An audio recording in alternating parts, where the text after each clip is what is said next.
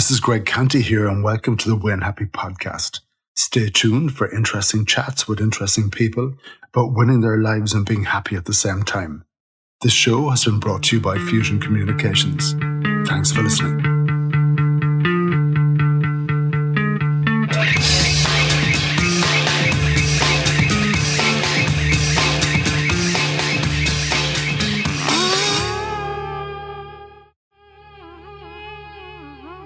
In this episode, I chat with Maryjane King, who runs a successful architectural firm in Washington, D.C. called Atelier MJK. We chat business and compare and contrast our stories about starting, developing a business, work practices, remote working, gender issues, and city dereliction. Maryjane also speaks about incredibly witnessing both January the 6th and 9/11. Let's hear from Maryjane.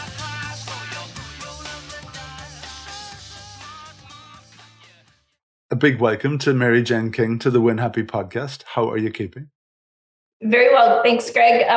Thanks for having me today. I'm excited to chat with you and talk about some of the fun things that we're doing. Yeah, you're so welcome. And you're the principal of a successful architectural firm in Washington, D.C. Oh, thanks. Yeah, I started the practice 8 years ago after coming out of a fairly traditional architectural background. I have my master's from Yale University, and then I worked in a few international offices, including Caesar Pelli's office and Banish Architekten out of Stuttgart, Germany. Yeah, and what's the name of your firm? I'm at Atelier MJK. Is Atelier something about dress design? With that word? Good question. So it's a studio or a workshop with a principal, and so then there are people who work in the office under that principal. So Atelier Versace. So it's not about the dress so much as the structure of the office. Okay. Yeah. But it does have kind of like fashion connotation, does it? Or it's used a lot in that industry, maybe. Yeah, it's used a lot in the fashion industry, and it comes out of the word for attic. So a little like workshop or attic. Okay, so you can imagine Versace up in the attic with all of his team and people stitching up things and everything else. But you don't do that anyway. You don't do that. Oh, well, I actually have my sewing machine next to me, but that's not what we're known for. Yeah, the reason we're kind of having this conversation, there was a little initiative between Dublin Chamber and I think a Washington. I'm not even sure. What was it? Like a Washington Chamber, or was it? Yeah, it's the Export DC. It's a group of people that are they help to support small businesses here in DC and help to facilitate connections globally. Yeah. I think I was interested because we're both, I guess, in the professional services business, and I just wanted to do a little comparison between what it's like there and what the differences to here. And I know we were chatting about some of those before we hit the record button. But one thing I like to do before we get into any of that stuff, I like for the listener to get a sense of who I'm talking to. So really, really quickly, we'll do a whistle-stop tour. So who the hell is Maryjane King and where did you come from? That is a great question. Well, so I actually grew up on a farm. You could see the cows in the background. But I grew up on a farm, and now, interestingly enough, in my office, I've got a cow behind me as well.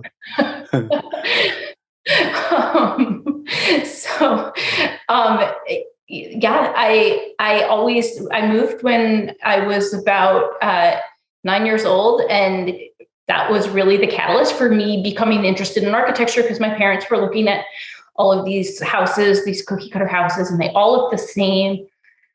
And then I decided I wanted to start designing what I thought a house should look like. And at that age, it looked like a spaceship, which is no longer my design, no longer where I put my design clout.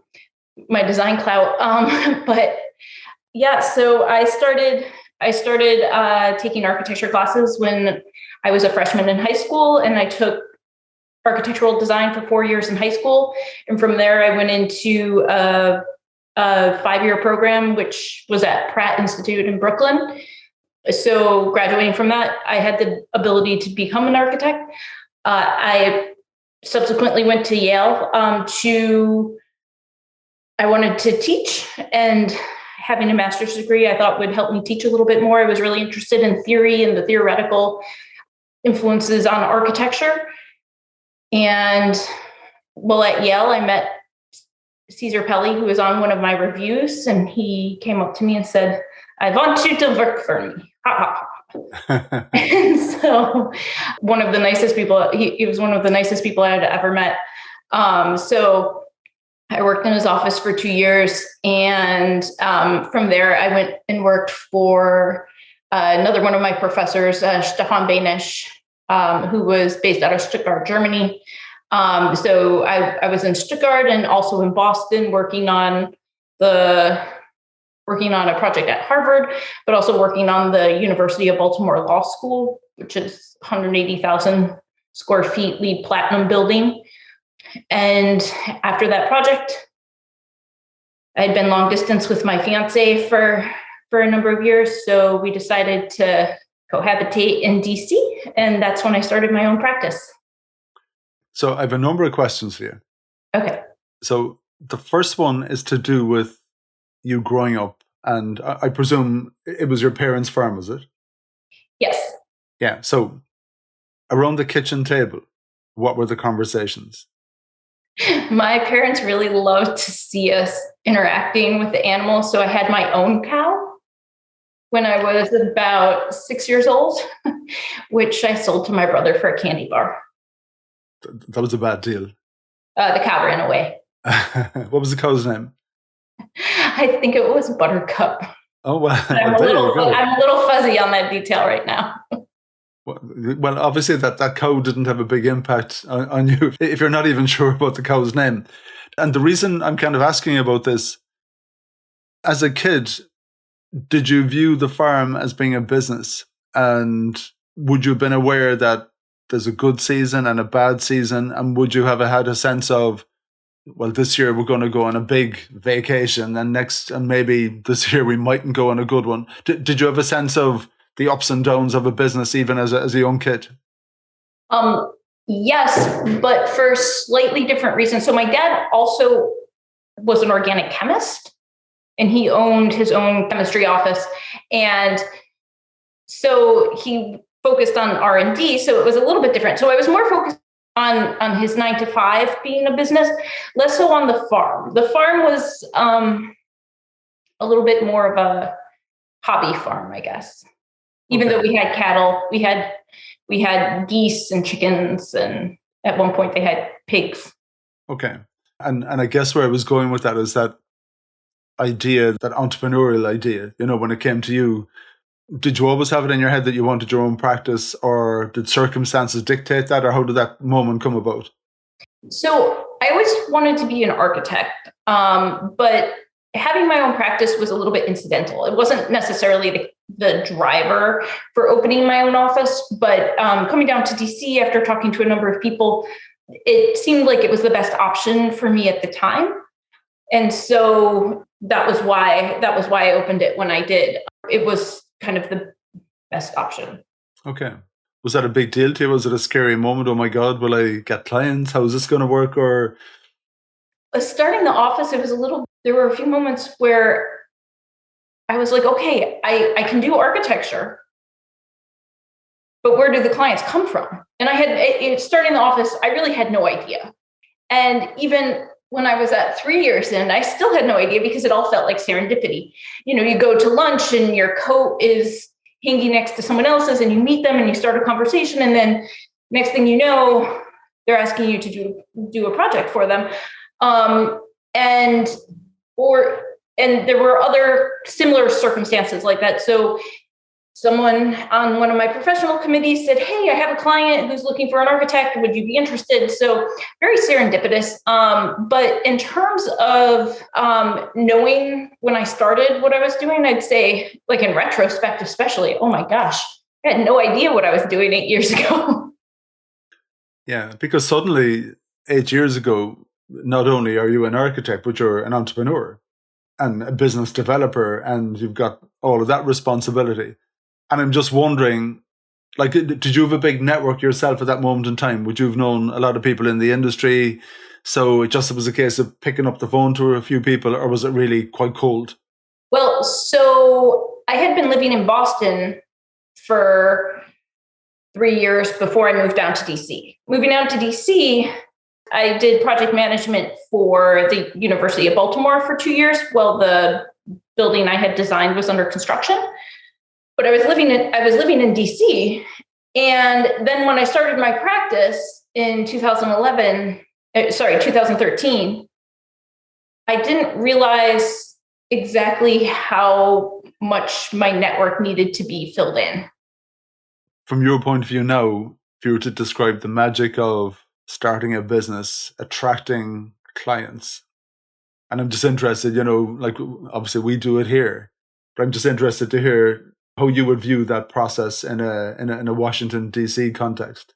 And I just wonder, is it exactly the same? So sorry, I'll let you answer the question.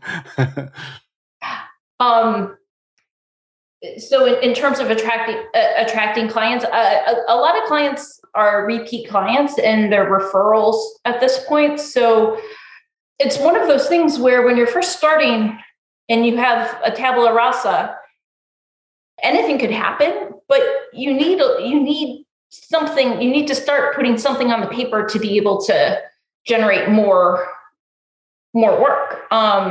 And so also the projects that you're allowed to apply for. So if you're applying for an RFP or something like that, something formal, you have to cite your previous projects, which can be difficult if your firm hasn't had any. Yeah, of course it is. And in those early days, you need someone to take a leap of faith, don't you? Right. So there's a little bit of it's a little bit of a leap of faith, but then also knowing now what you don't know then is also helpful in going forward, because maybe when it's riskier, maybe it's, there might be some other strings. Isn't it funny? Because when you, in a no context, if opportunities present themselves, you kind of think, well, yeah, we don't tick the boxes on all of those things, so we're not going to go for that job. And yet then, as you say, 8 years ago when you're beginning and you have no real track record, obviously you have a good CV and you tell people where you worked and the types of things that you did work on for other people. Yeah, it's the ultimate problem at that stage when when the page is kind of blank or very, very thin. And yet you just rock on and you do it, don't you? And you win those first jobs and they're colossal high five moments. Right. New projects are always very exciting. Yeah. I'd say even now, it hasn't faded 8 years in. New projects are always, they always are jazzy. Yeah. And to give the listener a flavor of the type of work that you do, what have your biggest high five client moments been? So we're starting construction on an embassy here in DC, which is really exciting. So we have one embassy here in DC, and then we have another one that's in New York, which is part of the mission to the UN for our country. So those projects are really exciting. We've also done larger projects. We do ground up construction. So we have some projects that are multifamily that we received some accolades on from the permitting office. Okay. Which is a little bit of an outlier. That's very irregular. So we went in for our permit review, and they were like, "These drawings are great," which is just, it's one of those things where you're like, "Oh, thank you. That's not what I was expecting." Yes, we worked really hard on them, but we weren't expecting to. We're expecting like a little bit of maybe pushback or something. What's the magic to winning business, do you think? Doing what you'll say you'll do. It comes down to, being on the same page with what your client expects. So if your client has certain expectations, making sure that you're meeting those expectations and that you're on the same page with what those expectations are. Because a lot of our projects are client referrals at this point. So happy clients means more projects. Okay.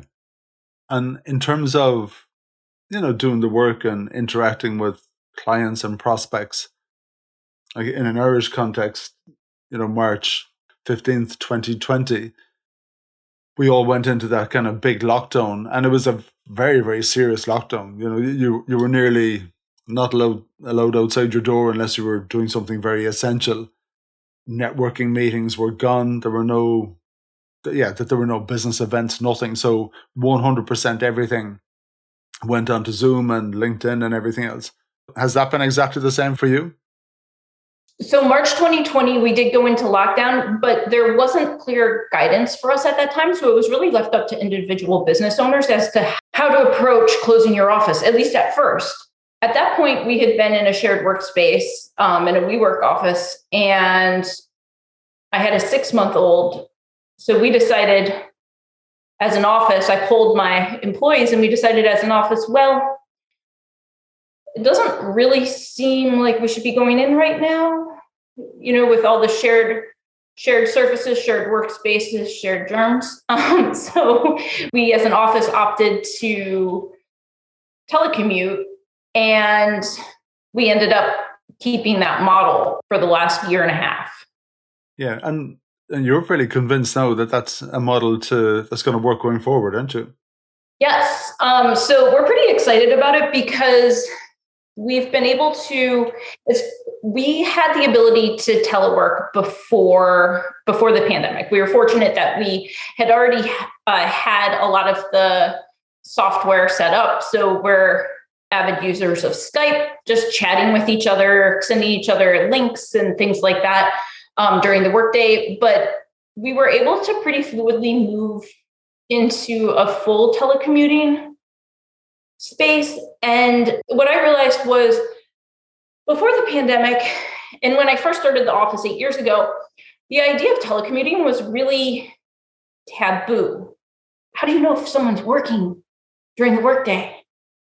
And that came out of the culture I was in a little bit too, because a lot of the architecture offices I had been at previously, there was a real emphasis, and even my classes, there was a real emphasis on being in studio and having FaceTime in studio, being present at your desk as much as possible, usually above 90 hours a week, which was pretty intense sometimes. How many did you say?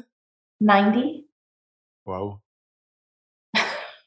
So there'd been not at every workplace, but in school and a little bit in the workplace, there was an expectation that you'd work long hours. And was that a culture of no one goes home before the boss? It was, yes, but a little bit, if you leave before the boss, it seems like you're ducking out early, especially if you know that your colleagues are going to be staying until the early morning hours. That doesn't sound very good, does it? Well, I mean, it wasn't a rule. It was the culture, right? It was nobody ever said, none of my bosses ever told me I wasn't allowed to leave or anything like that. But you wanted to impress your boss, and so you'd stay longer hours, and you'd be working. You wouldn't be fooling around. You're all in a big bullpen space in the traditional architecture office here.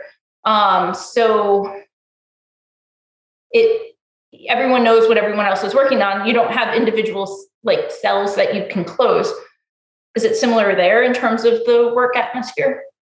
Do you know, I think it pretty much varies from business to business. I know within our industry, it has a bad reputation for having sweatshops and working late. Because I know, obviously, you've got hours that you can charge to clients. And I know from conversations I've had with other people, in your work week, you need to return 40 chargeable client hours every single week. And I know in my work day, there's an hour or two that goes by just batting off emails. There's a lot of errands that you need to run and kind of miscellaneous stuff. So it's very, very easy in the course of a normal week, to lose 15 hours. So you're down 15 out of, it's not even 40 anyway, 30, 35, 37, whatever. Yeah, but that would be a black mark in a lot of places that you need to punch in every single hour. I actually remember that this is quite unusual. We were recruiting for someone for a role, a senior role within our business. And like that now, they were working in one of the other agencies. And I was going to have the conversation in a hotel. So I met them in the hotel and we were just having a drink. And I remember coming in the door of the hotel and I could see this person in the corner and her head was down and her hand was in her hair and she was kind of like moving her head from side to side, looking really, really stressed. And this poor girl was wired to the moon. And I was kind of saying to her, and I kind of said eventually, you seem to be a little bit stressed. And she was like, you've no idea. I'm just worn out. We're working every hour that God gives. And I remember thinking, if we do offer you this job, I'm going to ask you to take a month off or do something like that before you start.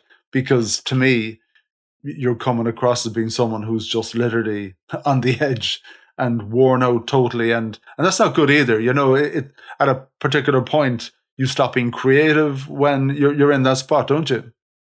Right, exactly. And I think when you're on a deadline and you already have a lot of the creative, if it's a fits and spurts, it seems like it works. And that's really that's the model I was raised on, so to speak, in my adult life, where you have these deadlines, these periodic deadlines where you just have to produce and get things out.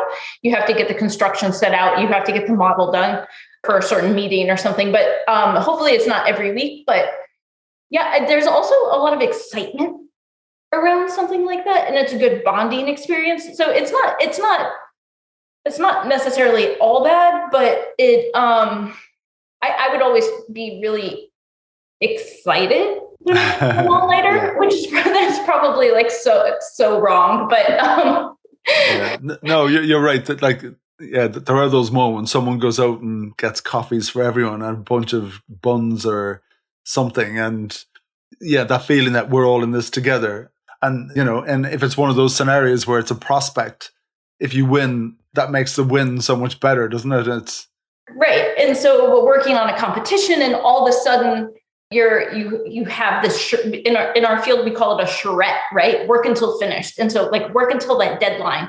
And that comes from the French word for cart, where people would be drawing in the Beaux-Arts era. People would be drawing as they're wheeling their carts to their final review. And so there's a little bit of excitement and energy in the air at that moment.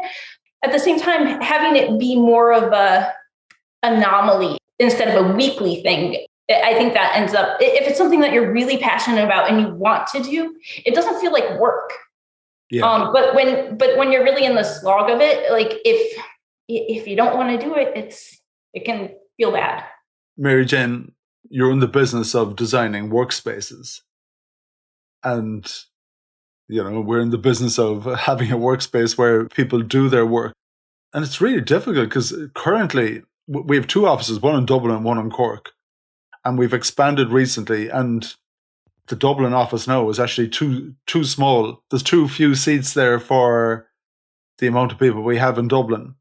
And it's not a big deal at the moment because people are at home and everything. So it'll quickly become a big deal if everyone rocks into work straight away. And in the Cork office, we have a little bit more space, so that's not a big deal. But even trying to design for the future and come up with a perfect solution at this time where we have discovered some of that quality of life. I think I was here yesterday and I could hear, I'm really enjoying working from home. And for people that know me and I'm really sociable, they think you're the last person on this earth, Craig, we thought would be happy working at home.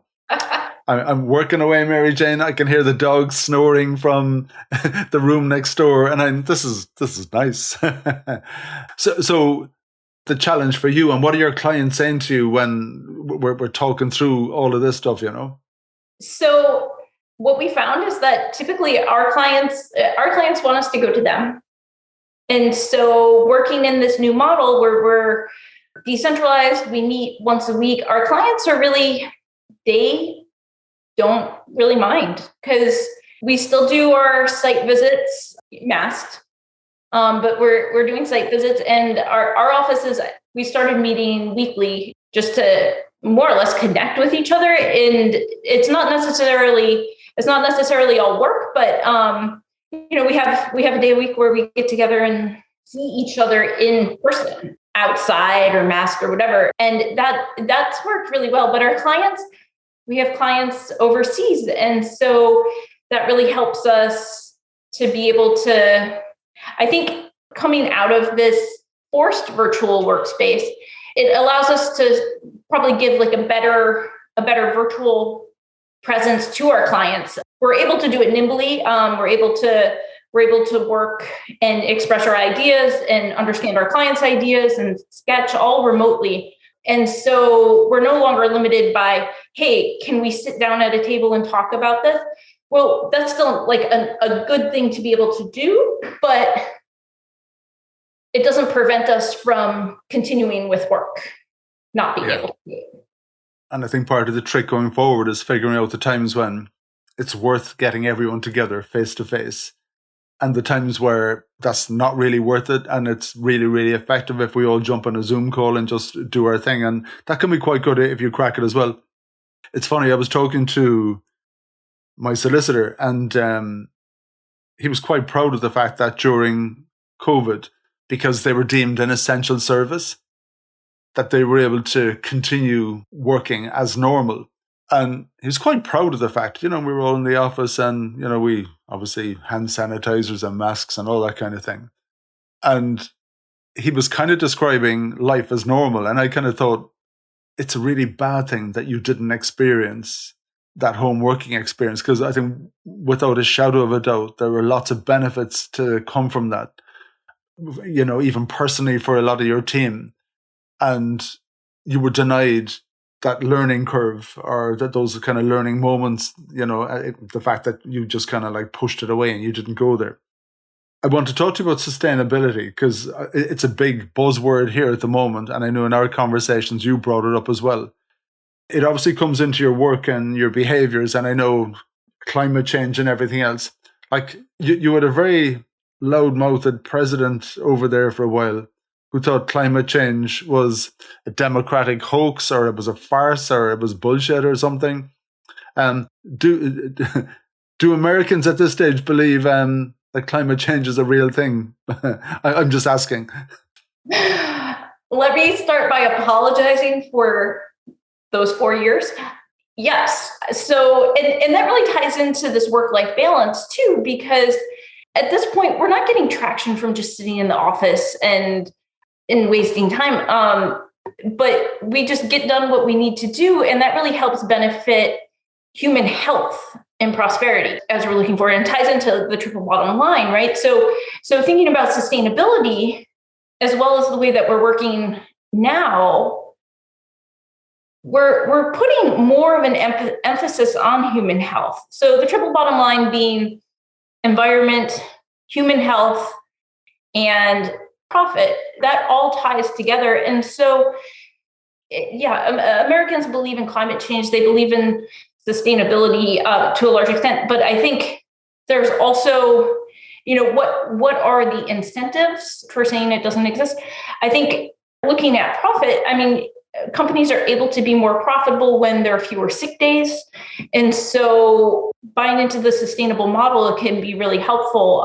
And so for about 6 years, I taught sustainable design at the George Washington University, and it ends up being really essential to the way we're living and it's climate change. And that's something that we're working on an internal project here in the company. So we're looking at extreme flood events and how to minimize damage to low income families during extreme flood events caused by climate change, which are becoming more and more prevalent. Yeah, it ends up being a pretty significant aspect of our work. And when you talk about sustainable design, and in terms of architecture and buildings and everything, what's the position in the US generally, or maybe in Washington, when it comes to dereliction and using some of these older buildings that for whatever reason have fallen into disrepair, an owner has gone missing, or they're refusing to do up their premises? Is that a thing there? And what's the approach around it? So there, in DC specifically, each municipality handles it a little bit differently, but in DC specifically, there are fines for derelict buildings. derelict buildings also, not derelict per se, but existing infrastructure ends up being more sustainable to reuse than building completely ground up. So if you already have the foundation, you already have the embodied carbon used to get the trucks that carried the concrete to the site originally and all the energy that went into that, you're able to capture some of that when you reuse an existing building. So reusing the existing ones, it ends up being more sustainable. If they're derelict and just empty, it's not a great situation. It really, it's really detrimental to the urban sphere and how people are using the urban space around that derelict building and kind of the negative aspects that it can attract. Yeah, I must introduce you to two people that I've come across in Cork. Frank O'Connor and Jude Cherry, they have their own business. It's called Anish, which is spelled Anois, kind of like Anwa nearly. And during lockdown, I think he's from Cork, she isn't, but they were new to the city. And they spent a lot of their lockdown days walking around the city, taking photographs of derelict buildings. And they went a stage further in that they did a little bit of research about the title of all of those buildings and things like that. And housing and all of that kind of stuff is a big deal here, lack of housing. So they were making a big argument for a process being put in place to bring some of these buildings to life with incentives and compulsory purchase orders and all that kind of thing. And it hasn't really gone anywhere other than the fact that they've put a big spotlight on it. So I just wonder, in Washington, are things allowed to get to that state that I'm kind of describing now, because you see them everywhere here, even in our main streets and everything, It's a little bit of a gray area, but You just hung up on fantastic new job. They were just going to award you a huge contract and you bumped them. Maryjane, what are you doing? No. That was sorry. That was. I thought my ringer was off. Oh, you're totally fine. In DC, in general, buildings aren't really allowed to get derelict because there's so many violations. There's a fee if you have a rundown building, and the fees just keep piling up. So if you have an owner that's missing or something like that, or an estate that's tied up, those are typically the places that you see get really run down. But in the US, we have, and I'm sure it's similar in your neck of the woods too. But growing up in Buffalo, a post-industrial city, we have a lot of buildings that are huge, vacant, former industrial plants. And so that's been a real emphasis in what's called the Rust Belt cities of the US. So you have a lot of places that were like on railroad tracks. The railroad tracks are no longer used. And so you have these arteries of dereliction, so to speak, that tie into these blighted areas. And someone who did a lot of work on that was Robert Smithson, who was out of Passaic, New Jersey. In 1970s, he did a lot of writing about it in the post-industrial city and things like that. But we started to see a little bit of a renaissance with that in the last 15 years in the States in general. Okay. You're a female, pretty much 100% firm, aren't you? And is that deliberate? It's not by policy. It's more that as a female business owner, a lot of women are more interested in working for a female business owner because we happen to be mostly female. We've had a couple of male employees. Teaching at GW, the GW program it's also mostly female. So when I was teaching at GW, I hired a lot of my students, and as a result, our firm ended up being more female. Yeah, and do clients view you a little bit differently because of that, do you think? I'm not sure. I don't think so. We're able to deliver just as good of an architectural project as a male firm. So I hope that is Yeah, and just from your perception, and obviously you were teaching, does a female architect and a male, is there a different dynamic between those things? Do you bring something different to the party from, and just you observing it? Like, are there differences, do you think? Well, I haven't had anyone ask to speak to my husband about a project yet, so that's good. But yeah, I think there can be different aspects. I think people tend to see it as a little bit of a novelty sometimes. I don't really know. I don't really know how we're viewed on the outside, but we just try to do a good job, and internally we don't really like think about it too much. Yeah. Okay, that's cool. Because I presume, well, sorry, maybe this is a big generalization. Like when you were studying to be an architect, the ratio of male to female, would it be a male dominated sector? So principals, partners, male dominated. Coming out of school, it's actually slightly tipped in higher female participation, but there can be some interesting things to navigate on the female side. So when I was an undergrad, somebody in an authoritative position said that women shouldn't be architects. Yeah, and like you can get like a, oh, sweetheart, and that type of thing. Sometimes like it's not so much owning my own firm as some kind of like navigating some other situations. Most guys don't have to worry about having their backs rubbed when they go on a site visit. Okay. Does that happen? It happened twice. All so right. And yeah. I don't think I give off that vibe, which is like, come on, like I'm here wearing a hard hat, I'm wearing boots, I'm walking the site, Yeah, and you'd be inclined to think, well, of course, that's on them. You're just being an idiot, But yeah, there's idiots everywhere, unfortunately, Maryjane. Absolute fools. That's very bad.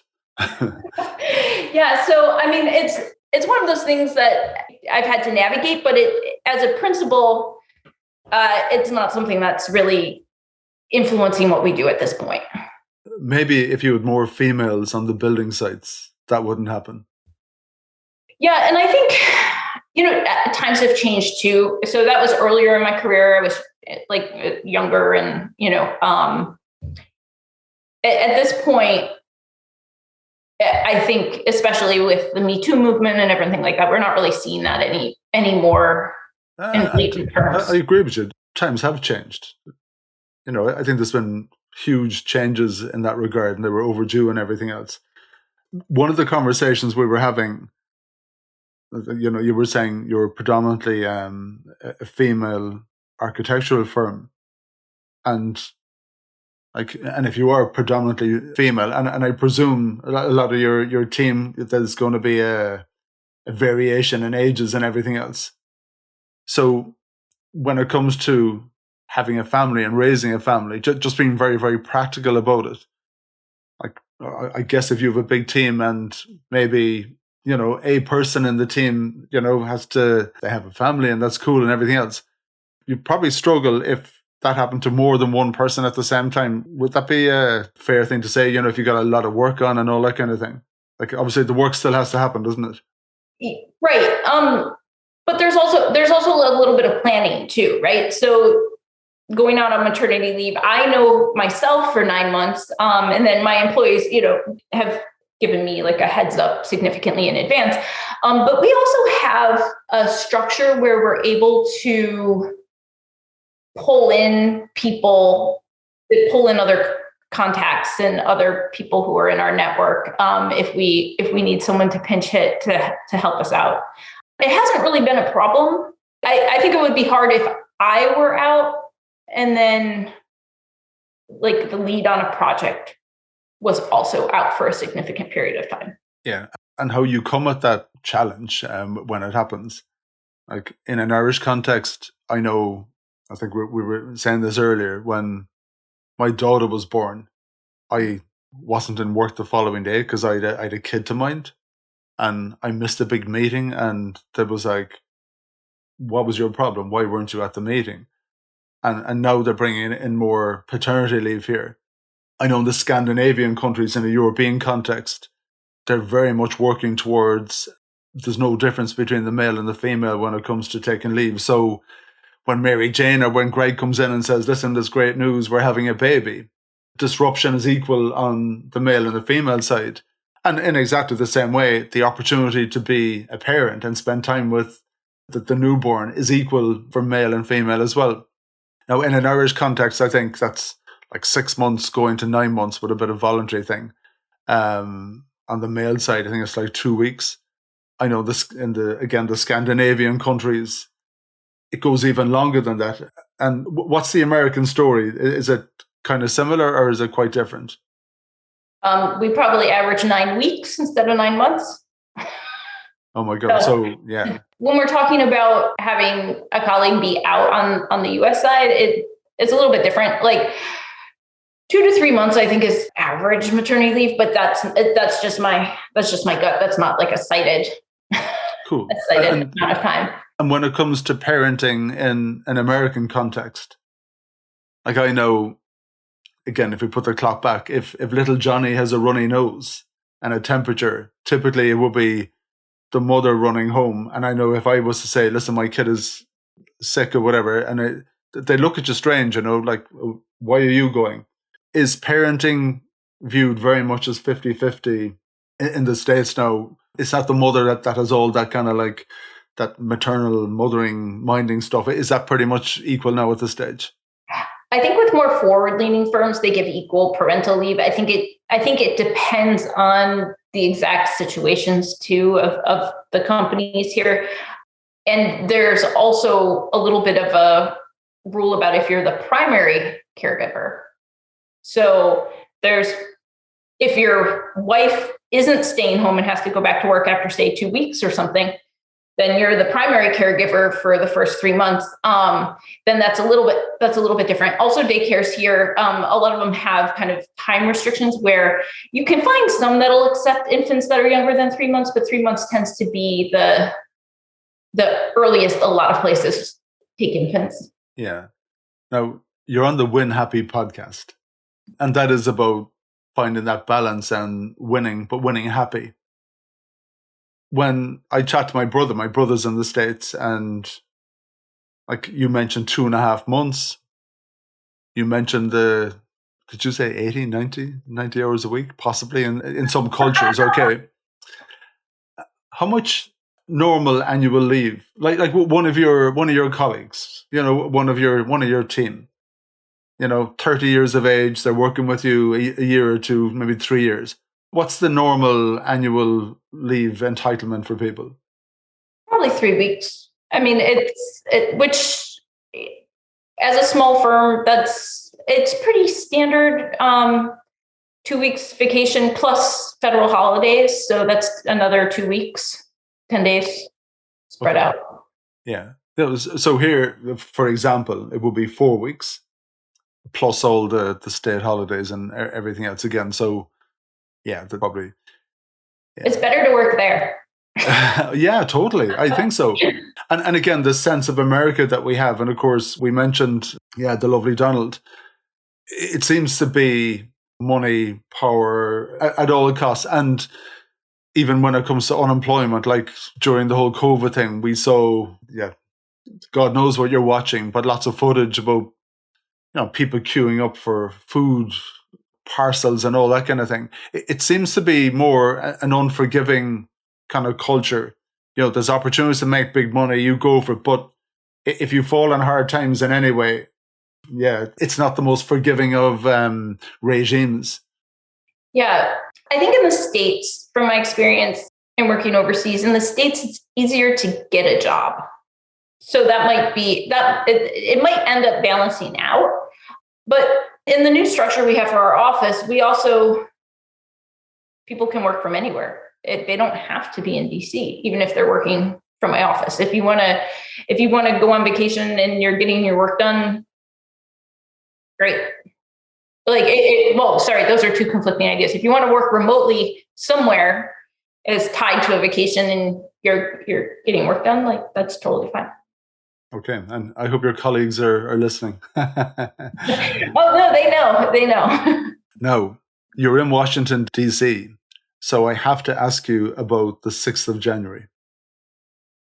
Yeah, that was terrifying. Did you get out of town? Did everyone get out of town? Did people know what was coming? No, we were here. We were here. So we definitely weren't expecting anything like that. And we have close family friends that work on the Hill, and it was pretty people who were in the buildings at the time, and it was a pretty intense situation. It kind of felt like the sky was falling. But we're glad that everything was resolved, and hopefully. Yeah. How close, Luke? How close were you to it? I don't know, probably like 7 miles. I was in DC itself, but not in that area of DC. So probably about 7 miles away. How early was it that day that you got a sense of, oh God, this is not good? Probably around midday or so. We were actually in a nanny share, and we told our nanny that she should go home early, and we'd take the kids. Do you remember the shock and horror when everyone around the world was watching the towers come down? Was it the same kind of thing that you were just watching this with your jaw dropped, going, oh my God? Unfortunately for the towers, I was in New York too. And, but I could actually see them from my neighbor's balcony. So New York felt a little bit more catastrophic. It wasn't an internal threat to democracy in that type of way, like more of the cerebral threat. But it definitely, like in terms of imminent danger, it felt much more pressing because you didn't know what was going on. And a lot of New York is an island, and you can't leave the island because the bridges are closed. And it was a little bit more intense being in New York in 2001. Did you see that happening? Mm-hmm. Yeah, I was actually sitting in a structures class. So being an architecture student, I had to take a structures class about how buildings stand up. And so I was ironically sitting in a structures class when somebody got a text message that it seemed like the first plane had been a terrorist act, and then the second plane flew in the middle of my structures class. So when I was on the way to the class, being at an art school, someone went down to photograph. They were like, "Hey, a plane flew into the World Trade Center," and they were heading downtown to take photos. But it was my structures teacher at the time was like, "That can't be possible." Like 2 planes flying into the towers. So. Yeah. So 6th of January, and it was mind-blowing. Yeah. It seems to be fairly quickly brushed under the carpet, and it's not a big deal. That seems to be the rhetoric that half the country are kind of peddling and getting away with. Is that what it feels like to you being in Washington? I don't think half the country, I wouldn't say like half the country supports the September, the riots at the Capitol. I would say that it's, I think it's a much smaller group, and if people aren't obeying the rules, like that kind of lends itself to like a terrorism, right? And I mean, that's something that you guys have experience with in Ireland, right? Kind of like domestic issues coming out in a violent way. In my lifetime, though, never, ever, ever, ever felt anything like what we witnessed there, and the stupidity that, I don't know, people just seem to accept it, and he's still going. They couldn't even impeach him, which to me is the most incredible thing ever. Yeah. Yeah. And again, you know, we're on the Win Happy podcast. Do you question your foundations when that stuff is going on in the country where you live? And the city that you're doing business in, you know? Yeah. And I think that's a good question. And I've been really fortunate to grow up in the States with a really stable political system and a lot of stability, a lot of generally economic stability. I've grown up in a time of economic stability. And so that's really, really been like a huge influence in letting me pursue architecture. Because I think in a non-stable environment, I wouldn't have been able to do that, but I've been really fortunate. And we see it across the world where there's a lot of instability, a lot of like food scarcity, war, and growing up in the States, I haven't really had to, with the exception of probably September 11th, there hasn't been like a big catastrophic event that's been present in my life directly. The US has wars overseas and things like that, but that hasn't, still living in the US, it's been very, very stable. So I feel very lucky to. So your creative juices, Maryjane, you're on big projects, there's a big prospect that comes in, there's a job you want to go for. What feeds your creativity and the creativity of the team? How do you juice up? Well, I think going back to the theoretical aspects of architecture, like we get really excited about the possibility. I think the idea of possibility in itself really lets us, really makes us excited and happy. It really makes us like jump at new opportunities. And yeah. What's happiness to you? My toddler building a tower and going up tall. So, doing minor architecture projects with him. I presume you gave him Lego as his first birthday present, did you? Yeah, he has all different types of things to build with, but he on his own he has become very, very interested in building towers. Cool. Yeah.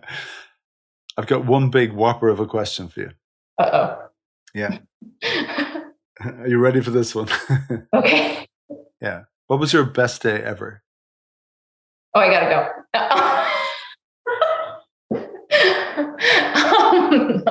So I think the day I moved down to DC from Boston. Yeah. Yeah. So it was about a month before I got married, and I moved down here. It was still winter in Boston, and everything in DC was green and verdant. So it was great. It really felt like the first day of the rest of my life. Wow, that's pretty cool. Are you winning happy? I think I'm working on it. Doing my best. Yeah.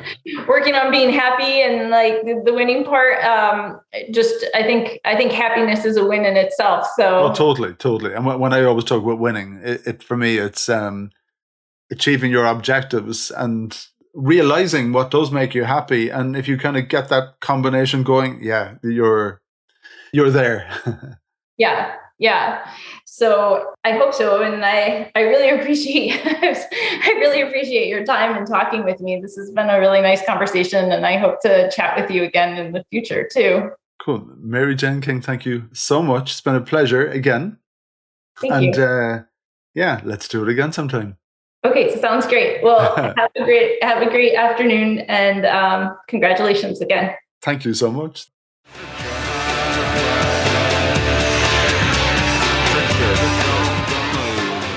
Thank you for listening to the Win Happy podcast, which has been brought to you by Fusion Communications.